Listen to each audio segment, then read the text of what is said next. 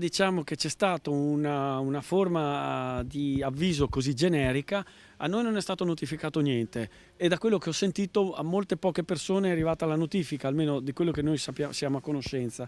Quindi la costituzione che dovremo fare entro il 12 dicembre, siccome noi ne abbiamo più di 400 e dobbiamo fare 12 fascicoli per ogni persona che si costituisce, immaginate voi quant'è la mole di lavoro, quant'è la mole delle fotocopie che dovremo fare. 5.000 fotocopie da depositare il giorno dell'udienza ed è una corsa contro il tempo per tutelare tutti i risparmiatori. Circa 600 quelli che si sono rivolti all'Associazione dei Consumatori presieduta in Veneto da Antonio Tognoni.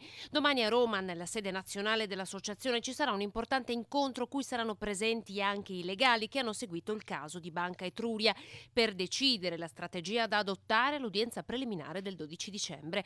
Un'udienza che secondo Tognoni avrebbe dovuto essere fissata di norma con un preavviso di almeno 60 giorni per dare il tempo alle associazioni di elaborare tutto il materiale necessario. Si stimano almeno 2.700 euro solo di fotocopie. Il 28 novembre al Centro Anziani di San Giuseppe di Cassola ci sarà un incontro organizzato dall'Unione Nazionale Consumatori a cui sono invitati tutti coloro che vorranno costituirsi parte civile e di fatto partecipare all'azione penale. Ricordo a tutti che non è obbligatorio, però se non ci costituiamo parte civile, al di là dell'insinuazione al passivo che è stata già presentata nella sede civilistica, là nessuno potrà ottenere nulla.